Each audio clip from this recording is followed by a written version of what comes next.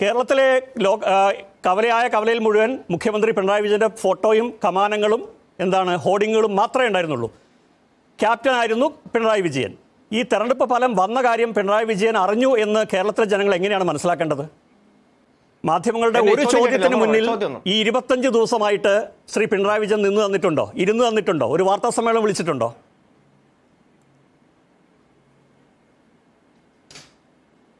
അല്ല, സഖാവ് പിണറായി വിജയൻ കേരളത്തിന്റെ പ്രതിപക്ഷ നേതാവായി മാറി. ഇന്ന് നയപ്രഖ്യാപന പ്രസംഗമായിരുന്നു.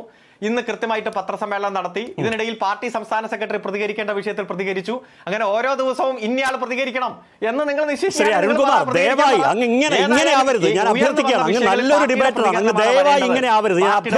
വരും. കേരളത്തിന്റെ ഒരേ ഒരു ക്യാപ്റ്റൻ, ഒരേ ഒരു ചിത്രം, ഒരേ ഒരു പടം, ഒരേ ഒരു നായകൻ, മറ്റാര് എന്ന് ചോദിച്ച് അമ്പെ അടപടലം പൊട്ടി തകർന്ന് താഴെ വീണ് 25 ദിവസമായിട്ടും ആ മനുഷ്യൻ മാധ്യമങ്ങളുടെ മുന്നിൽ വന്നു നിന്നിട്ടില്ല, ഒരു കാര്യം പറഞ്ഞിട്ടില്ല. ഒരു ഫേസ്ബുക്ക് പോസ്റ്റ് അല്ലാതെ, ഒരു പ്രസ്താവന അല്ലാതെ ഒരു പരാമർശമില്ല.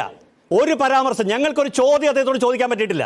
ഇന്ന് അദ്ദേഹം പ്രതിപക്ഷ നേതാവായിട്ടാണ് വന്നത്, മുൻ മുഖ്യമന്ത്രിയായിട്ടോ പിണറായി വിജയനായിട്ടോ അല്ല സാർ. അതുകൊണ്ട് അതൊന്നും പറയല്ലേ.